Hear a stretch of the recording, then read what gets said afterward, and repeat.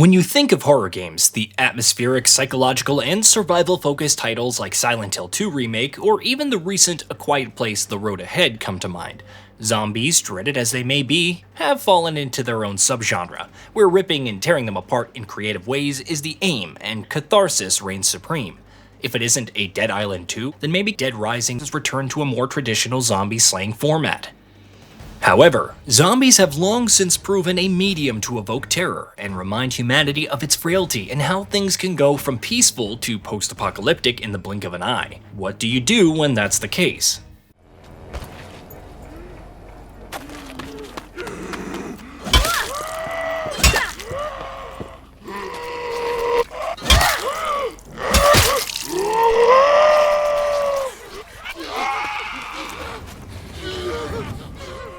Lever Games' No More Room in Hell captured that tension, that ever-present atmosphere of dread from its inception as a Half-Life 2 mod to a standalone release in 2011. You weren't a hero or someone special, just a survivor attempting to see another hellish day. Despite the naming, No More Room in Hell 2 isn't that.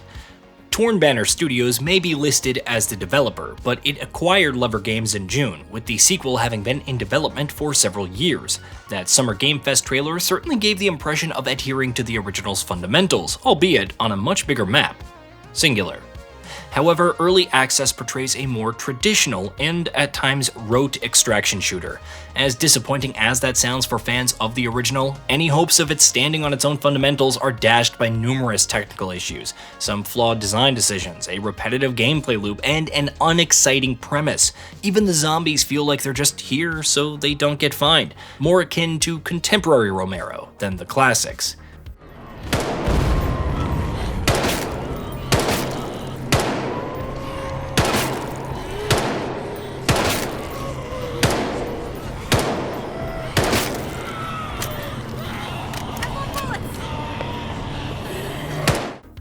Contrary to what it may feel like at the start, No More Room in Hell 2 does have a premise. Instead of a survivor, you're a responder who must rush to the power plant to restore it and prevent total regional collapse as the CRC blares over the radio.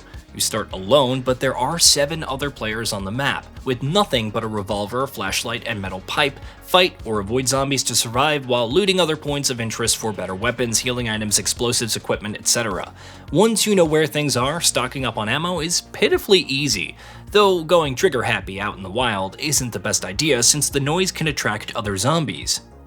Right off the bat, any semblance of building a spooky atmosphere feels tossed by the wayside in favor of pushing the objective. I appreciate the CRC telling me from the outset about key red-marked locations to clear first.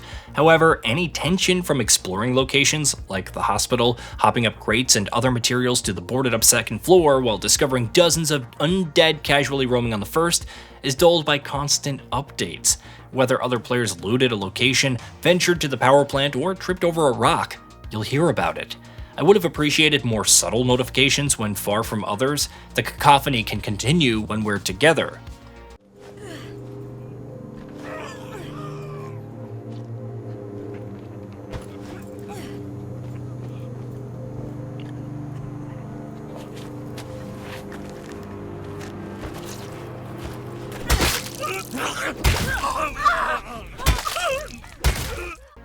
Despite reasonably meeting the recommended requirements for high settings and setting the upscaling to TSA, the frame rate left something to be desired in my first go-round. Toning down a few options like volumetrics while opting for NVIDIA DLSS quality improved things significantly, even with crowds of zombies.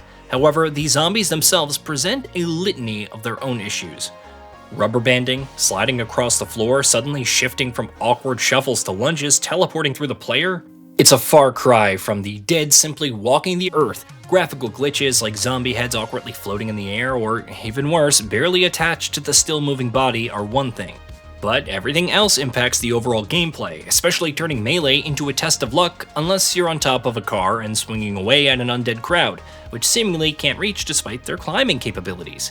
It doesn't help that melee combat feels clunky overall, regardless of the weapon's size and weight, like you're swinging while underwater. At least the fire axe feels like it has some heft to it. Even if you can deal with all that, the zombies in question feel like they soak up too much damage. I'm all for dealing with runners, whether pushing them away, which feels clumsy, or desperately fleeing and using the environment to turn the tables. However, the red-eye zombies and their ability to tank punishment notwithstanding, unleashing a shotgun blast or heavy rifle shot to the skull to see a zombie continuously amble forward with nothing but their lower jaw and wagging tongue is annoying. Humorous to some extent, but disheartening regardless. No More Room in Hell 2 tries combining the original's brutal mechanics and realism with a more mainstream approach, for a lack of a better word. However, some elements don't mesh with the most fast-paced gameplay flow. Starting alone is intriguing until you spend time reaching the plant and find that 60% of the lobby is already dead, making the final stretch that much more challenging. Zombies infinitely respawn, which feels balanced for 8 players, but significantly more irritating when you're suddenly ambushed out of nowhere from behind after mind-numbingly clearing out undead from atop a car.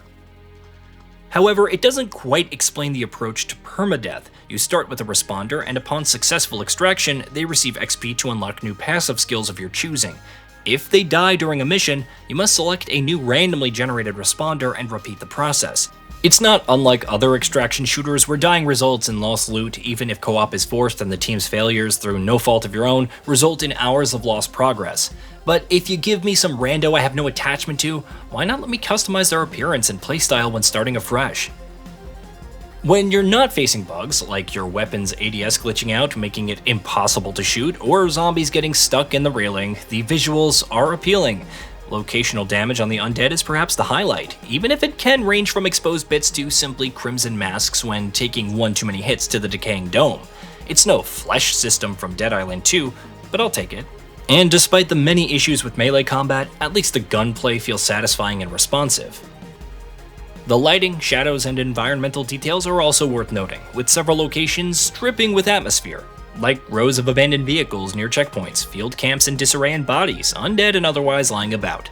Their puzzles feel a little too much on the simple side, like knocking out 4 fuse boxes to turn off electrical traps to enter a building and then hitting 3 breakers to restore power, but they work.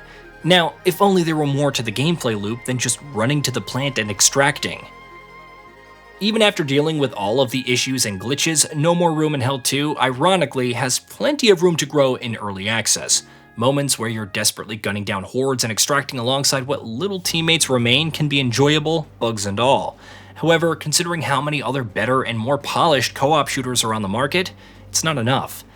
Torn Banner may eventually find a way to reconcile the sequel with the original's approach, but it currently has a long way to go. Hey, did you know that we at GamingBolt upload new videos every day? Stick around, drop a like, subscribe, and hit that bell. And let us know what kind of content you'd like to see in the future with a comment below.